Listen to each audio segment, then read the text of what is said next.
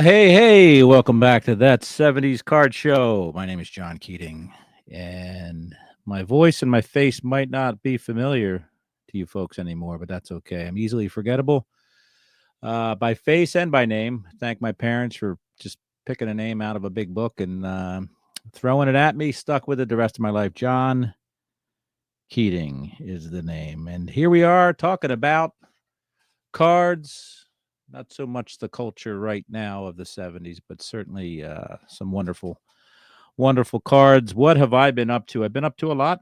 Been very busy working.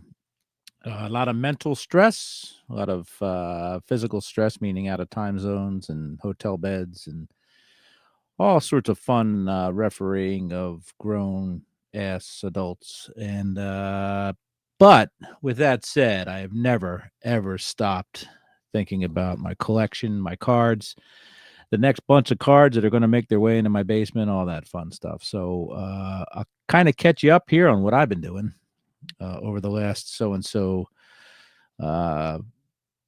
months. I guess maybe it's been a year. I don't know. A nice, fine Saturn month right now, I guess we'll call that.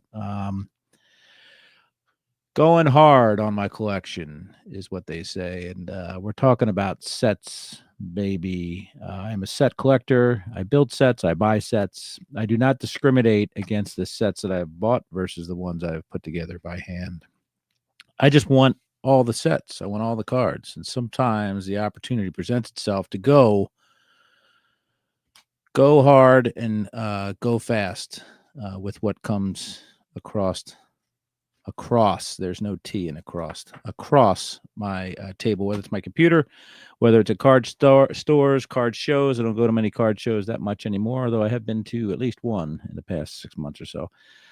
But I like to say, with all the avenues we have at our disposal, auctions, eBay, um, Facebook Marketplace, antique stores, all that fun stuff. There's plenty of opportunities to have your own dang card show. Buy a box, buy a mystery box, which is what everybody does anyway these days. But buy a mystery box that's focused on what you like. Maybe it's 90s baseball or 2000s football, whatever. So anyway, been doing all that, hitting it hard. In between my work time, when I'm away working, sometimes I spend a little too much time on eBay. But that's the way it goes. You have to fill your time and space with things that you enjoy. When I'm away from my family, it certainly gives me more opportunity to focus on my collection, even though I'm not physically present with it when perusing the internets.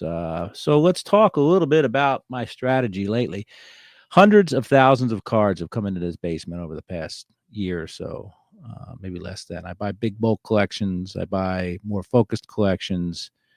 And again, not afraid to buy 100,000 cards and realize a net gain in my collection of only about 5,000 cards. But if that 5,000 cards is worth it and worth way more, both in your enjoyment and physical currency, worth way more than what you paid for it, then why not? So I enjoy the adventure, the hunt, sorting, all that stuff. On the other side of the wall behind me, there is Sunday morning drive netted me 6,000 cards for $50, and it's probably about 2,000 cards into needing of needs that have been added, and I probably have another 1,000 to go in there. So a lot of cards added to the collection.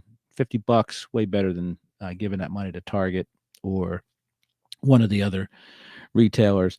Yeah, so that's been coming in. I am currently in my mind in mid renovation in my card room, my basement, but the only thing I've started at this point is staring on the other side of the wall where my sorting table is, staring at the different things that should go, meaning a poker table that my sons left behind, a freezer that I no longer need because my sons no longer live here, and stuff like that. So I'm thinking about getting rid of stuff so that I can build more space for the collection. And I've already ordered 2 of the units. If you see these units over here, over my left shoulder, I already have 2 of those upstairs in boxes. And we'll see what else we do. Maybe we order more display cases or whatever, because a lot of cards I'd like to look at every day coming down the old staircase. So that's happening in my mind, although we haven't gotten our permits yet or physically took a hammer to the air. And I'm just talking about assembling a couple pieces of um, furniture. So I haven't done that yet, but we'll be doing that. Hopefully, that's a big summer project. I had in my mind that last week would be it, but that didn't happen. I bought a bunch of cards and got myself into trouble with time sorting cards, all that fun stuff. So that's going on. I've been very active in the past, I guess, 5 out of the 6 months on TCDB. I've completed over 100 trades with other collectors, which I find enjoyment of. I'm sorry, and I get people look at my want list and can hone in on what I need, and I can trade, hopefully for same value, some of the cards in my collection. So it's almost like my eBay philosophy of selling cards in order to fund my collection. This is just trading cards for cards. So skipping the taxes, skipping the middleman, all that fun stuff. So in theory, it's a better net for myself. So over 100 trades. I had to shut down about a month ago because I had about 30 or 27 active trades going, and I was traveling a bit and shut it down. So as of this morning, I fired up the old trade button again. So we'll see what awaits me with that. I have, I don't know.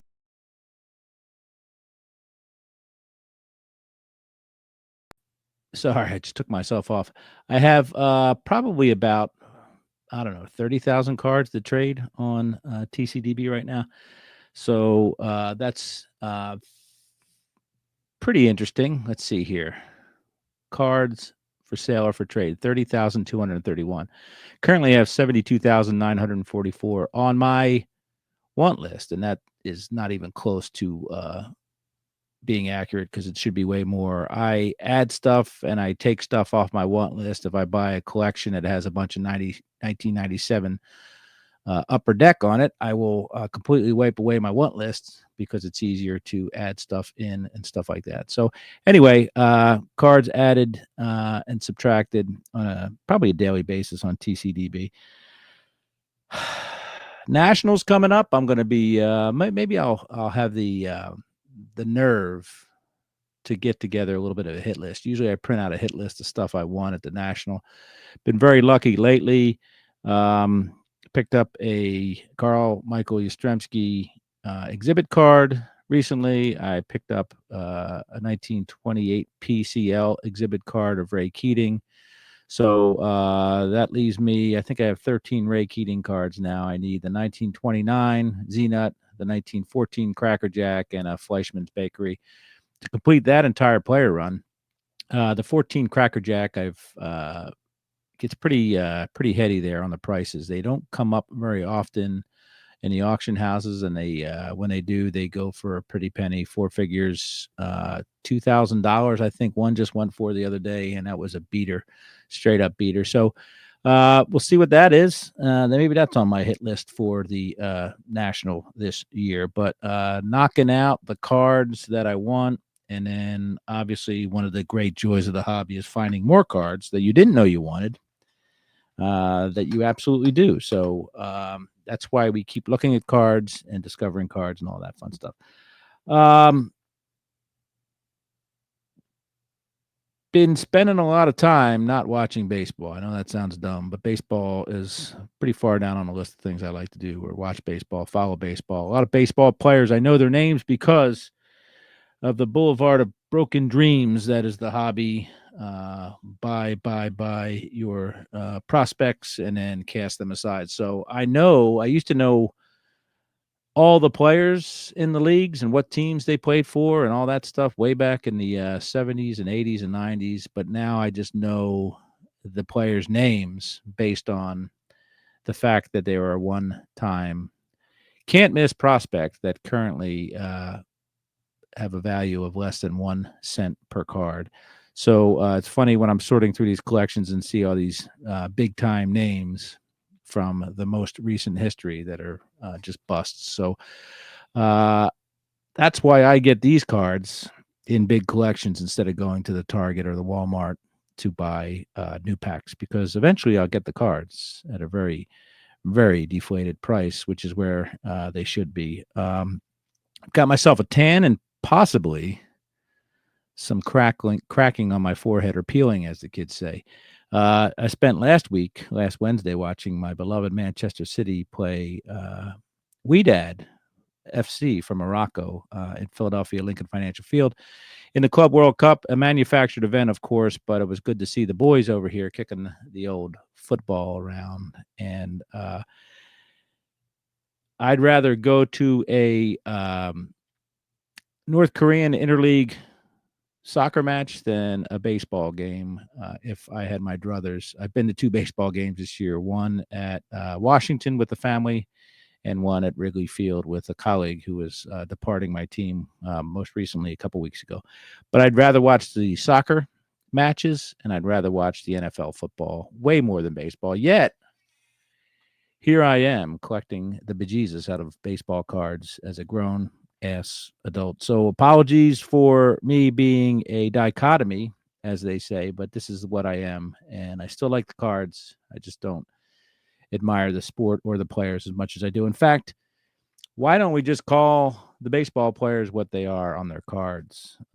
Platoon DH, ghost runner, defensive replacement, 6th inning specialist. These are the designations that should be on the baseball cards instead of pitcher, catcher, first base, all that stuff. So I'm advocating for that. If anybody's with me, please write a letter to your congressperson, and hopefully we can get this done. Call these people what they are. If they're going to steal millions of dollars talking to you, Anthony Rendon, then we might as well call them what they are. Anthony Rendon could be designated IR on his card, because that's all he do at this point in his career.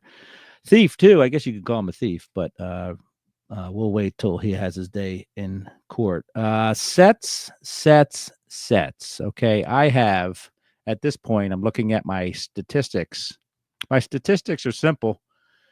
They don't require the division button on the old calculator. In fact, I don't know what most of these buttons do on a calculator. They don't require any of that. It simply says that I have cards from 8,083 different sets in my collection. I have 657 complete sets at this point.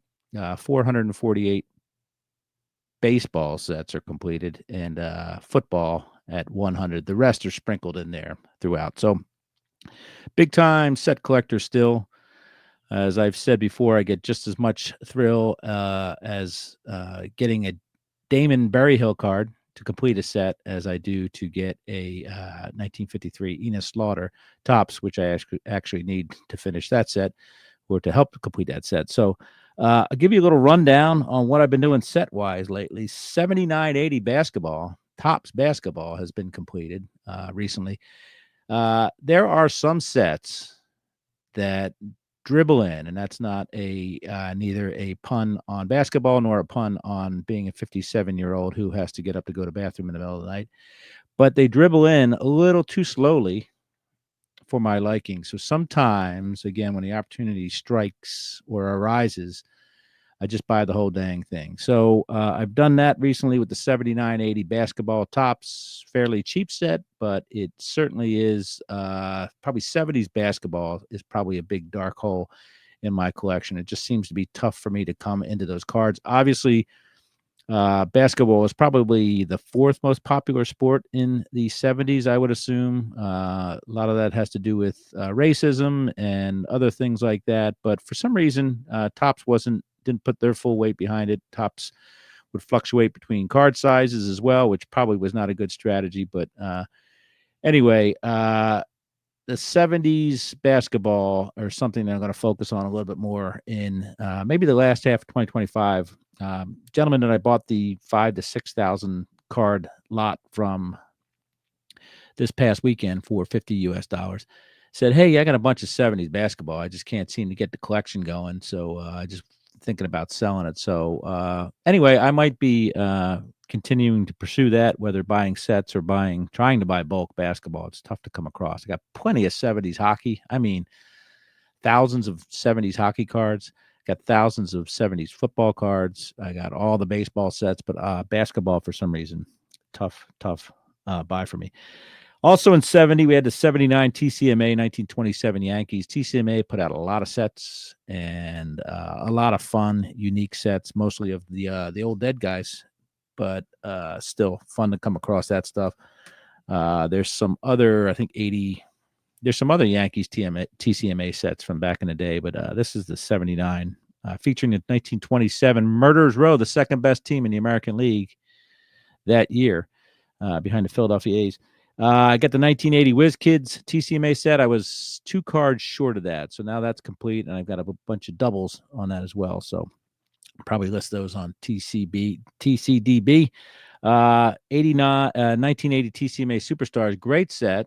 Very colorful border with black and white photos. So there's multiple goats in that set, or multiples of goats. I think you get Clemente and Aaron and Koufax and all that fun stuff. So lots of good players in there. Teddy Ballgame, all that stuff. So finish that. Some of those oddball sets from the 70s and early 80s that we like. 73 Kellogg's set. This is not a 3D set. This is the Pro Superstars, I think they call it. So it's the Kellogg set that isn't 3D. So the condition of these things are usually a little bit better than their 3D counterparts of crack. So that's in the bag in the basement, all that fun stuff. And I should probably focus. I will tell you that I have I have hundreds of Kellogg's 3D cards and several sets completed. Probably should focus on dialing that in a little bit more, as well as the Hostess stuff. I really could go for some Hostess. I bought some Sportscaster stuff recently, which is fun. When I say recently, probably about 3 or 4 months ago. So got a couple hundred of those, but some of that oddball stuff, this is how things get discovered. I know our boy Stuke is hardcore into the exhibits. He was probably ahead of the curve on that, but that's how we, that's how we tickle our collecting fancy, is to go after some of this oddball stuff. So focusing on some of that stuff. One mainstream set that I did complete was my 55 top set. Boy, did I choose the wrong 3 to finish the set off of. 55's got some good cards, some good rookies too, but I had the rookies. The hard part was getting the Jackie, the Ted Williams, and the Willie Mays. So I struggle with my Willie Mays. He's one of the linchpins of needing to complete the 53 set. So anyway, 55 is done. So that's 54, 55, 56, and 58 are done. I have more 50 sets than 60s completed. How pathetic is that? So 53 tops is next. And hopefully maybe I can get that done in the next couple months. I do go online at night when I'm alone in my hotel room, hiding under the covers, and try to pluck out some of those commons. Right now, I just have high numbers and stuff like that. So I want to say 93.1% of the 53 top set done. So I have I have one big one, that's Willie Mays, and then a couple mid-level guys, and then a handful of high number commons. So in my mind, I had it that I would go to the National in the end of July and hit that Willie Mays for the last card, because I figured there'd be a lot of them there. And in theory, when there's a lot of supply, you should have a lot of options. I'm not saying the dealers will make deals, but chances are, if there's 500 Willie Mays 1953 Bowmans there, or 53 tops there, then a couple of them have to be priced to move. So that's the goal there.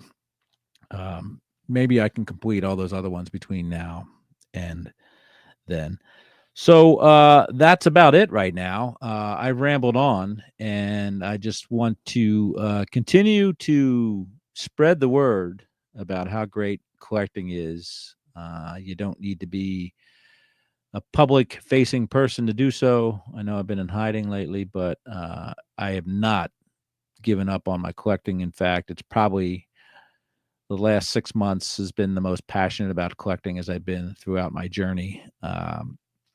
The last 50 plus years. So still going at it strong. The basement, working on cleaning that up and renovating that. I have to stop buying cards so that I stop sorting cards, so that I can actually start moving some things around and all that stuff. So anyway, enjoy collecting is the main thing, or is it the secondary thing? But regardless, I guess it's the secondary thing. The most important thing is to enjoy your collection, folks. I wish everybody a wonderful, wonderful collecting experience, and get the card you want and be happy with all of that. Cheers, everybody. We will talk to you folks in the very, very, very near or far future. Thanks.